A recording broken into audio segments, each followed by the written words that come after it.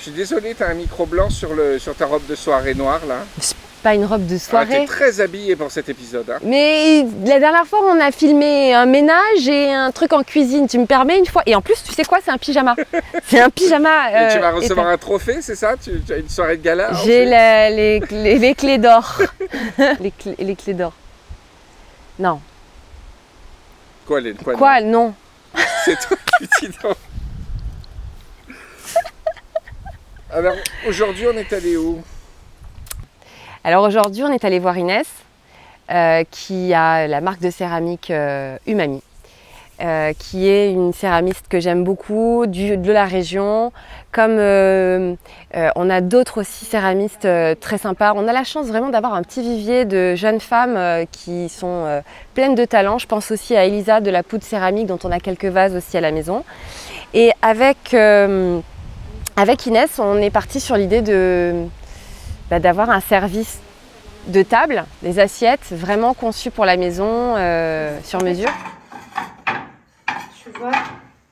Et donc ça, c'est après je te montre parce que ça va être des teintes différentes. Celles-là, elles sont modelées à la main. Ouais. Et ça, c'est ce qu'on appelle la terre mêlée. Il y a 3 terres différentes. Donc ce que tu vois là, c'est pas de la peinture. Ouais. C'est vraiment des terres de base. Voilà, exactement. De la terre rose, de la terre blanche et de la terre verte. Okay. Que je mélange. Et à force... Qui font elles-mêmes en fait un peu leur... Voilà. Alors à force d'en faire, maintenant j'arrive un peu à les guider. Si je veux quelque chose de droit, si je veux des points, si je veux, tu vois, un symbole. À force, je commence à comprendre comment la terre réagit beau, hein. Et j'arrive à... En fait, si tu veux, un peu à obtenir ce que je veux, dans les grandes lignes. Hein. Mais après, tu es toujours surprise. Inès, elle a son atelier à Mougins. Elle travaille de chez elle, en dessous de chez elle. Elle s'est aménagée tout le rez-de-chaussée, tout le sous-sol. Et voilà, ce qu'elle fait, elle le fait vraiment avec le cœur, avec amour. Et j'adore la façon qu'elle a d'aborder son travail. Les mailles mat. On dit pas souvent les émaux, chichi. Ah oui. Il va te... Il n'y a que toi qui... Les émails mat, c'est joli pourtant. Les émails mat. Pas mal. En fait, ouais, les émails mat, ça risque de te cacher la couleur. Alors on peut y arriver si tu veux que du blanc par exemple. Mais si tu veux une vaisselle colorée, ça risque de... Ça, en vernis, ça ressort comment? Enfin, pardon, émaillé, ça ressort comment? C'est vraiment ce vert-là quand même. Ce vert que j'adore. Ce vert, le terracotta et beau, hein. ce beige. C'est quand même super joli. Hein. Et ouais. ça matche. Alors le bleu, non, parce que j'ai pas de bleu à la maison. Mais tu vois, je me suis dit, je te montre comme ça, tu as toutes les couleurs et tu peux vraiment... Ouais. Ce que je peux te proposer, c'est qu'on fasse le logo de la maison au milieu. Il faut voir avec le monsieur du logo.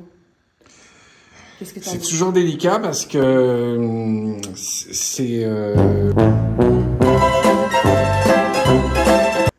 Oh là là, parce que c'est beau. Moi, regarde un peu comme c'est beau. Moi, je serais pour que tu écrives le nom. Ah ouais. Parce que ça fait vraiment... ça fait vraiment une grande maison. Maison, tu vois. De toute façon, sur la grande assiette, il n'y a pas 10 000 possibilités. Non. Nous, on fait tout blanc avec le logo de la... Ouais. Tu vois. Après, ça fait un peu prétentieux peut-être d'avoir le logo qui ressort comme ça. Je préfère qu'on le devine. Moi, je serais d'avis de le mettre en fondu, en tout blanc. En tout blanc, hein. Et après, juste l'empreinte. Voilà, l'empreinte, tu vois, parce que quand tu t'arrêtes, tu le vois, voilà. Et du coup, c'est qualitatif. Tu vois l'enseigne. Je suis d'accord avec toi. Je suis ravie, avec la maison, d'avoir pu faire la connaissance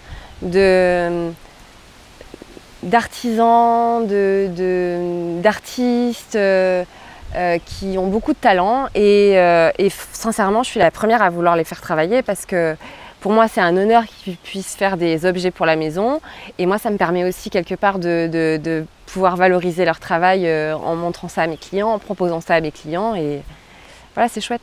Maintenant, il faut savoir aussi que c'est un budget quand même d'investir sur un service qui soit personnalisé, des objets personnalisés, des choses comme ça. C'est des choix à faire. Pour moi, j'ai choisi d'être dans les détails, d'avoir une symbolique dans les détails, d'avoir une précision. Je n'ai pas pu le faire dès la première année. Voilà, cette année, je sais que ça va être l'investissement de 2022, sincèrement. Et par contre, je pense qu'il va durer très longtemps. Et ça va me procurer beaucoup de plaisir. Déjà à moi de pouvoir servir des jolies assiettes comme ça, mais aussi à mes clients. Les retombées, elles vont aussi être sur l'image. Aujourd'hui, on est dans une ère où tout le monde photographie son assiette, sa table, voilà ce qu'il mange. Donc forcément, c'est aussi une belle visibilité. J'essaye de faire attention à la façon dont je présente mes plats. même si j'ai encore beaucoup d'efforts à faire sur le dressage, mais j'avais envie d'une belle assiette, de beaux couverts et voilà, de beaux contenants. Pourquoi tu n'as pas fait ça dès la création? Parce que déjà, je pensais pas que la cuisine, elle allait prendre une place si importante, que le plaisir de la table allait prendre une place si importante à la maison. Et je trouve que c'est un petit luxe quand même que de pouvoir, avoir des assiettes qui sont fabriquées pour la maison, estampillées de façon unique. Et deux, c'est un vrai plaisir de faire travailler l'artisanat local avec Inès qui est une super céramiste. Voilà, ça me fait vraiment très plaisir de proposer, de faire découvrir aussi aux gens qui viennent à la maison qu'on a un bel artisanat pas loin et voilà, pour moi c'est la suite logique et vraiment aussi c'est parce que la table a pris une importance particulière. Et donc c'est un luxe ou c'est un investissement? C'est pas un luxe en termes d'argent, c'est un luxe en termes de plaisir. Le fait d'avoir des artisans qualifiés et super dans notre environnement immédiat, c'est un luxe. D'avoir des filles comme Inès qui travaillent super bien et de pouvoir... Elle est nulle ma phrase. Oh écoute, tu es en séquence et tu me le coupes à la fin. Je le garde au montage, je m'en fous.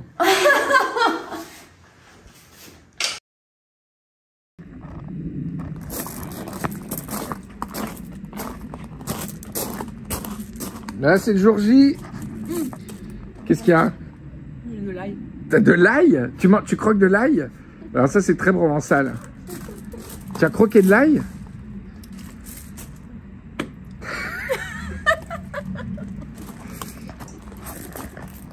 Tu trouves une gousse d'ail, tu le croques?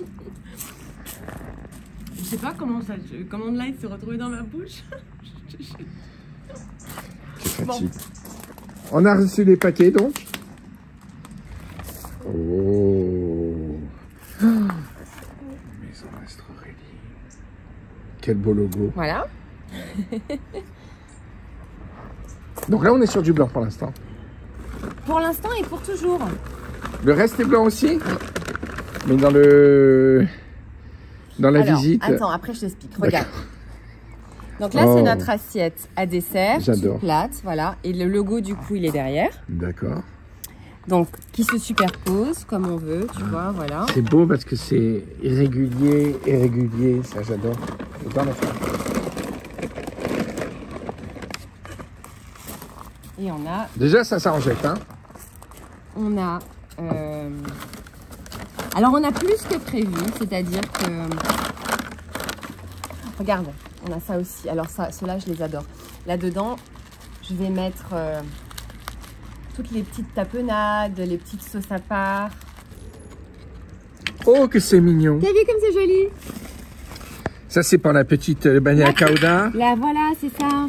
La petite anchoisse. Donc ça, on est sur une assiette d'entrée, c'est ça? On est sur une assiette entrée, une assiette à dessert. Là, on a un petit peu plus creuses. Ah oui, oui. Pour la soupe?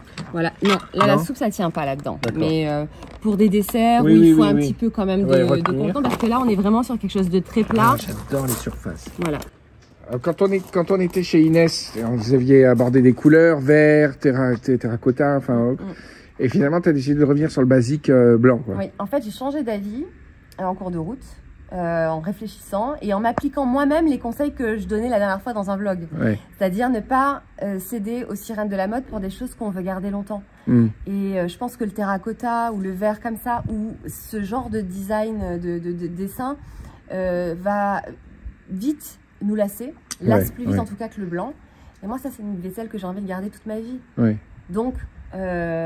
le blanc, voilà, et le blanc, et je suis ravie de ce choix. C'est comme ça que s'habillent les mannequins, c'est du basique, du blanc, des couleurs noires, blanches, le basique, non, mais voilà, l'élégant intemporel. Et puis les petites touches de couleurs, du coup je vais les faire dans les assiettes, tu vois, ça va être par des touches de couleurs, de légumes, de fruits, et voilà. Oui, la force en plus des couverts, c'est tellement ce dessin qui a l'air faussement simple en fait, parce qu'il y a un degré de... Il y a un degré de chaos, je trouve, et d'ordre, de finesse, et à la fois de tranches marquées. Je trouve que c'est vraiment dans la forme qu'il y a quelque chose de très très beau. Il y a dans cette forme ce que j'aime, cette imperfection. Je la redis sans accent.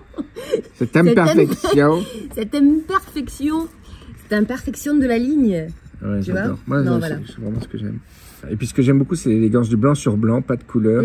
On l'aperçoit, c'est le petit détail qui tue. Après, c'est vrai que c'était un logo compliqué, on l'avait dit. Tu me l'avais dit quand on l'avait fait ensemble. Enfin, c'est quand même, tu as la paternité de ce logo, je te rappelle. Et les feuilles, les feuilles, ouais. Voilà, c'est pas fait pour le marquage. Sont pas trop faites pour le marquage. Mais vous avez fait une version simplifiée qui est bien. Ça passe bien.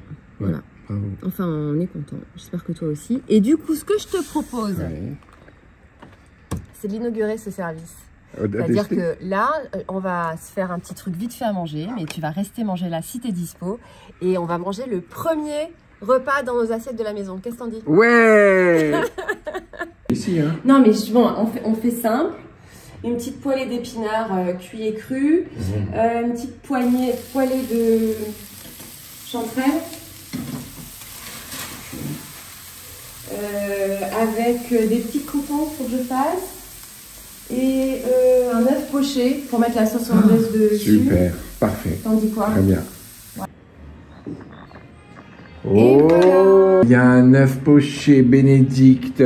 Ça, c'est quoi? Alors, j'ai rajouté, parce que tu avais l'air de manquer un peu de viande, donc j'ai fait de la pancetta croustillante. Oh. Dessus, tu as un peu des petites noisettes qui sont concassées et un peu de sarrasin grillé aussi. Donc, c'est pas vraiment une salade. Ou alors c'est une salade tiède. Tu vois, j'aime bien les salades tièdes. J'adore manger tiède. Et d'ailleurs, les épinards, tu as mis une partie cuite et une partie crue. Ah, c'est super. Alors, c'est vraiment une salade que tu m'as montée comme ça en, je sais pas, en 35 minutes. Même pas, sur la nappe, brûle pourquoi. C'est rapide. Ouais. Allez, bon appétit. Allez, bon appétit. Attends, le vin. Ah.